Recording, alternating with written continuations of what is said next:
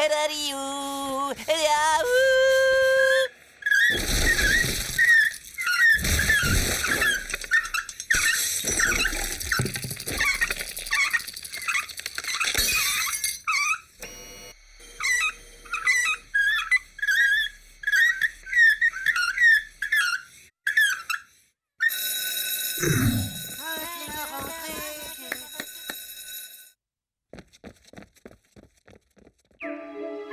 On dirait que notre nouveau locataire est une espèce d'institutrice qui a transformé la maison en une sorte d'école pour recevoir ses élèves.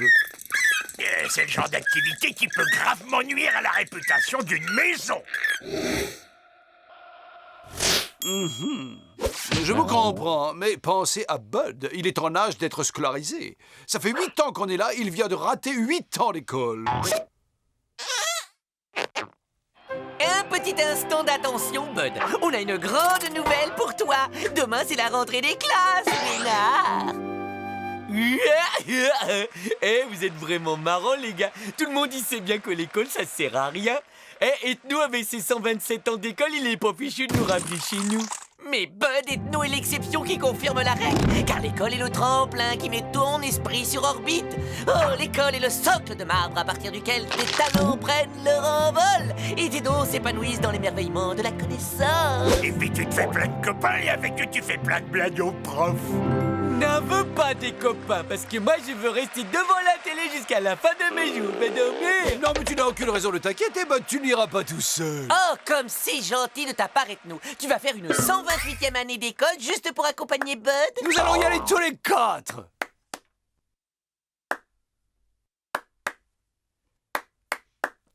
Non, mais ça va pas, la tête, hein? Quelques connaissances supplémentaires ne peuvent pas vous faire de mal, n'est-ce pas? Et en ce qui me concerne, c'est l'occasion d'étudier comment ces créatures primitives forment leurs petits. Alors préparez vos cartables, la rentrée des classes, c'est demain à 8 heures. Culture, ça pèse des tonnes.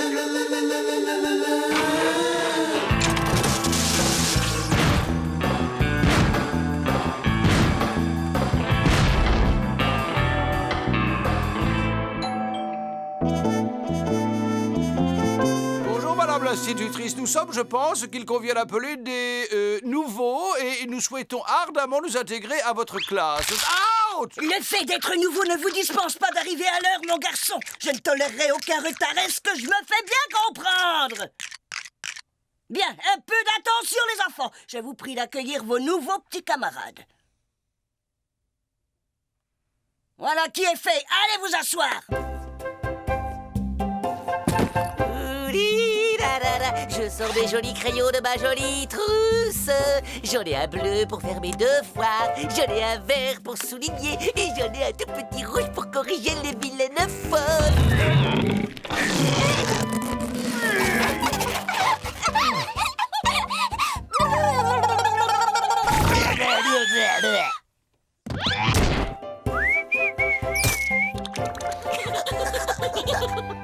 Ce doit être un genre de cérémonial primitif pour nous souhaiter la bienvenue.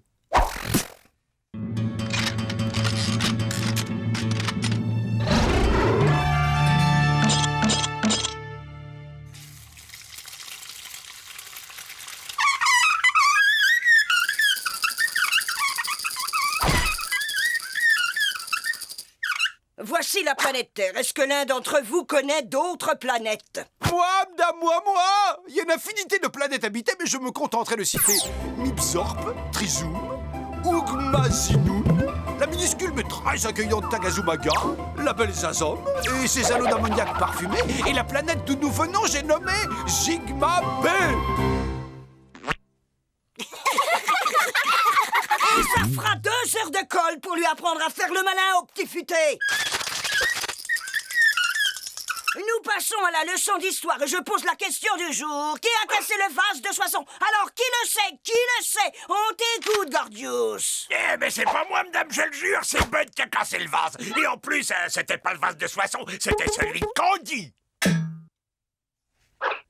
Le vase de Soissons a été cassé par l'un des soldats de Clovis vers 486. Bla.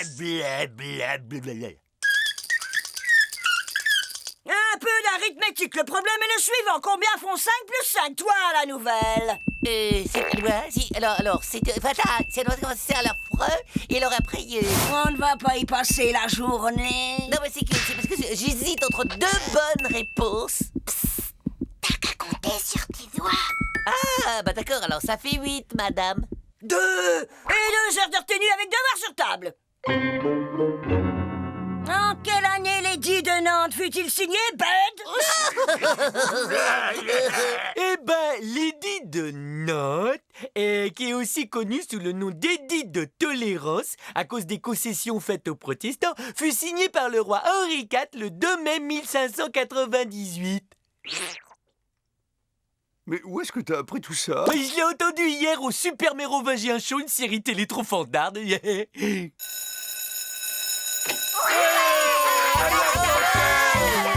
copains, attendez-moi, je suis coincé, les gars.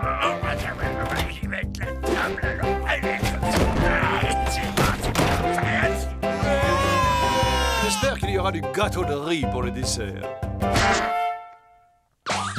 Pas assez vite, mon bonhomme. Figure-toi que depuis ce matin, j'ai bien observé ton manège. C'est toi le chef de cette bande de sauvageons. Et inutile de nier. Mais sache, monsieur le chef, que je t'ai à l'œil et que mon œil ne fait pas de cadeaux. Et pourquoi elle m'en veut? Cantoche!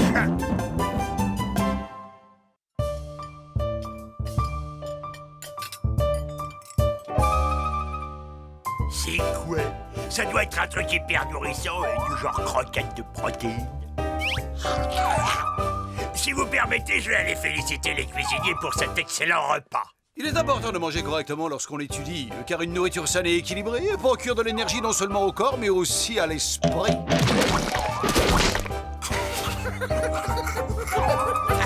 J'ai le cerveau qui fourmille d'idées. Eh bon, tu sais, je m'y connais un bras en cuisine, alors si tu me faisais une petite place au fourneau, je crois qu'on pourrait faire des choses succulentes tous les deux.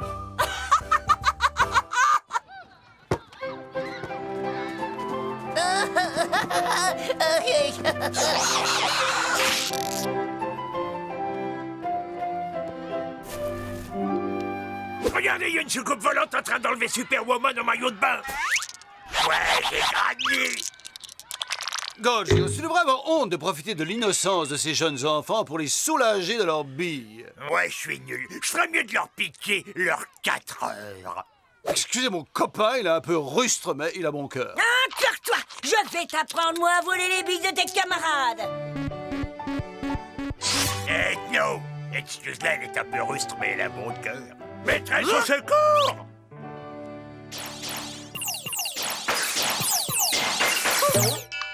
Allez, c'est l'heure d'aller mettre la viande dans le torchon. Oublie pas d'éteindre la lumière quand t'auras fini tes punitions, Ethno. Fini. Et au dodo maintenant. Oh, dépêche-toi, Ethno, sinon tu vas être en retard et tu seras puni. D'accord, je craque. Il est temps que cette école, sa maîtresse et ses élèves prennent des vacances définitives.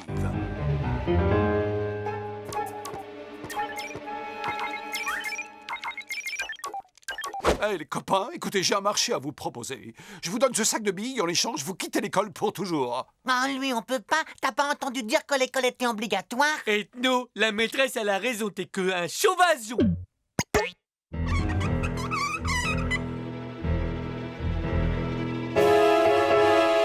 Plan 2, l'attaque sauvage des poux sanguinaires. Allez les gars, pas de quartier. On monte à l'assaut des jolies têtes blondes et brunes, des petites filles et des petits garçons.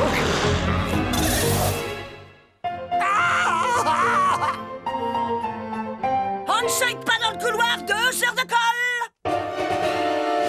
Une bonne vieille intoxication alimentaire aux poissons pourris et l'école est fermée.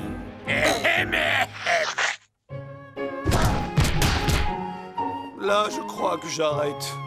Nous prenons l'antenne pour un flash spécial. Un météore gros comme 2 fois la Lune se dirige droit vers la Terre. L'impact est inévitable, mais le gouvernement fait passer cette consigne, sauf qui peut. Oh! Mais qui peut nous sauver? Oh! À l'aide! À l'aide! À l'aide! Ne vous inquiétez pas, Madame Super Ethno ne laissera pas ce caillou abîmer votre planète, car il va le détourner au moyen d'une fusée qu'il a fabriquée lui-même. Oh! Oh, brave Super Ethno, à présent nos vies ne dépendent que de vous. Oublie dans l'instant ta peur, petit professeur des écoles, car d'un index salvateur, j'efface la menace ignoble.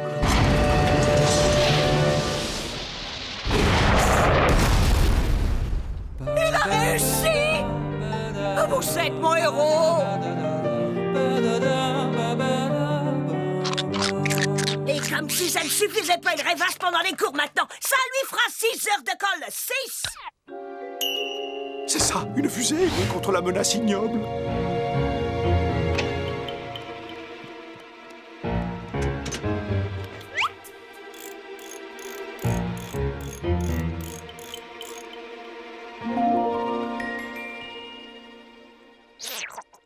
Très bien, tout le monde ouvre son livre de poésie à la page 250.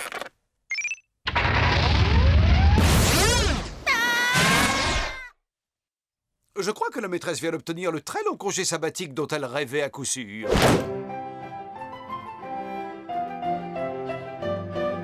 Ça y est, nous sommes libérés, l'école est finie. Vive les vacances! Tu sais, Ethno, ils vont certainement nous envoyer une remplaçante parce que sur cette planète, on n'a pas le choix. On doit retourner à l'école chaque année, pendant 20 ans, au moins. Je serais bien inspiré de faire des devoirs de vacances, alors. Dans la leçon d'aujourd'hui, nous allons nous intéresser au célèbre vase de Soissons.